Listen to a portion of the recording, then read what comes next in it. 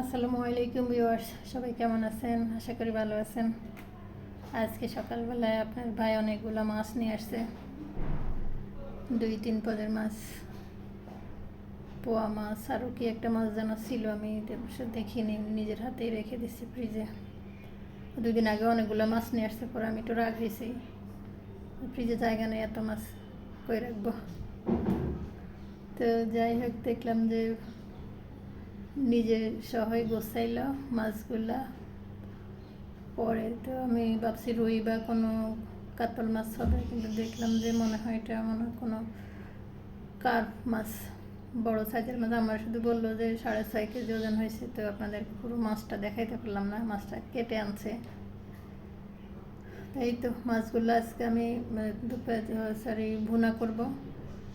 Carp মাছটা ভুনা করার জন্য আমি মাছগুলোকে ধুয়ে পরিষ্কার করে নিয়ে আসলাম।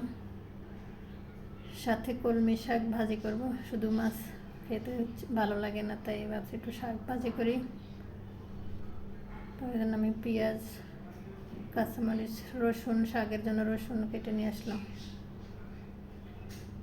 এখন মাছগুলোর জন্য হলুদ, লবণ আর একটু লেবু দিয়ে ভালো করে মেখে নিব। হলুদ, লবণ এবং লেবু দিয়ে ভালো করে মেখে এগুলোকে আমি ফ্রাই প্যানে ভাজি বসাই দিব। ফ্রাই প্যানে সরিষার তেল দিয়ে দিলাম। তেলটা একটু গরম হলে সবগুলো মাছ আমি দিয়ে দিব।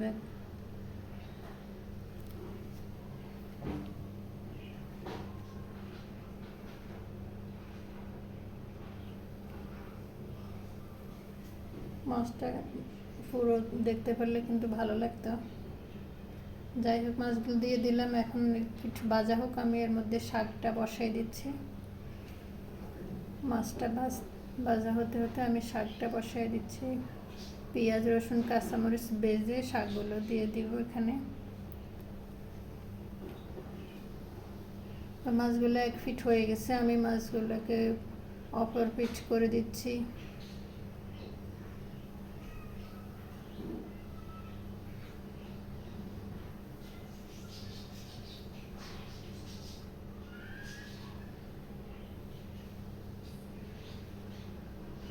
সবগুলো মাছ আমি অপর পিঠ করে উল্টাই দেব।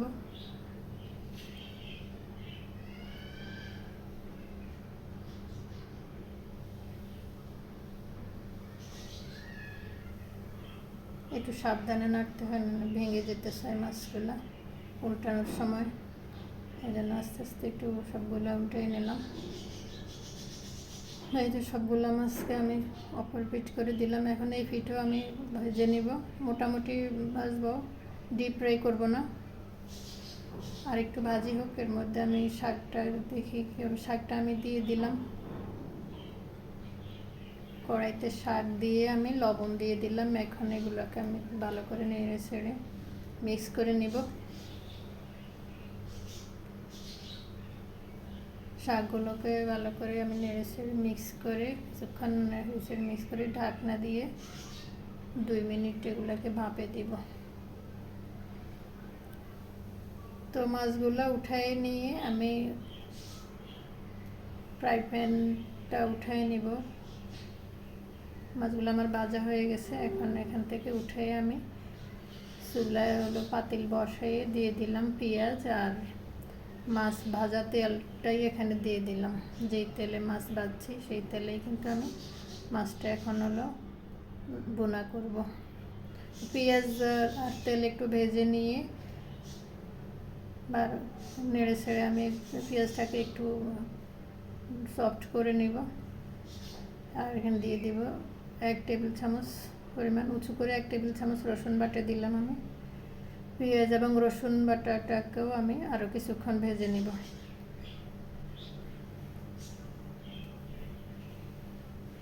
রসুন বাটাটা একটু ভেজে নিলে সুন্দর একটা স্মেল আসে তেলের।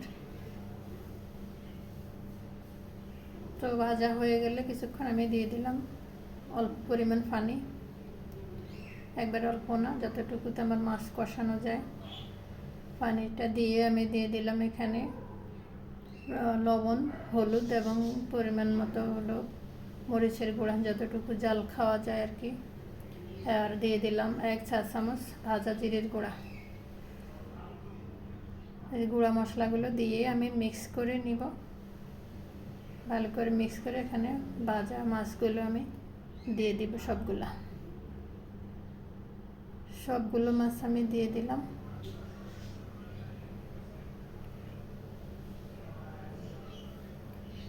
আলতো হাতে আমি সবগুলো বসাই দিয়ে এখন ডেকে 2 মিনিট আমি এগুলোকে কষাই নিলাম।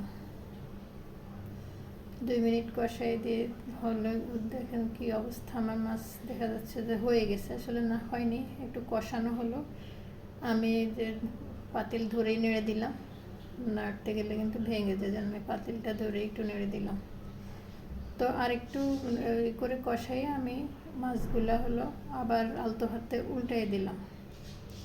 1 ফিট হলে আর 1 ফিট আমি এখানে উল্টাই দিলাম, সবগুলো মাছে উল্টাই দিলাম এবং এখানে এখন পরিমাণ মতো পানি দিয়ে দিব।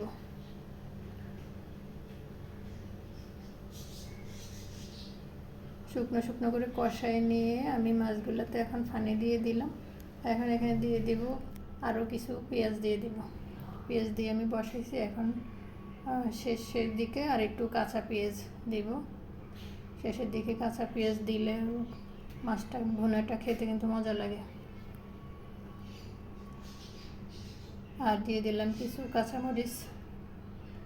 আরেকবার আমি পাতিল ধরে নেড়ে দিলাম। কিছুক্ষণ ঢেকে আমি 2 মিনিট রান্না করব।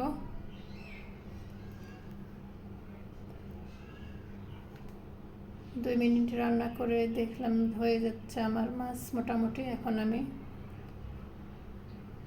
ধনেপাতা ছিটাই দিলাম, ধনেপাতাগুলো চড়াই দিলাম। এই তো আর 1 মিনিট আমি দমে রান্না করব, অল্প আগুনে। আর 1 মিনিট আমি ঢেকে রান্না করে শেষ করলাম। এই তো হয়ে গেল আমার আজকের কার্প মাছের বোনা। আর সাথে আমি কলমি শাক ভেজে নিলাম।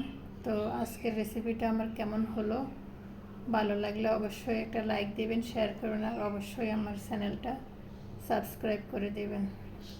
সবাই ভালো থাকবেন, সবার জন্য শুভকামনা। আল্লাহ হাফেজ। আসসালামু আলাইকুম রহমতুল্লাহি ওয়া বারাকাতুহু।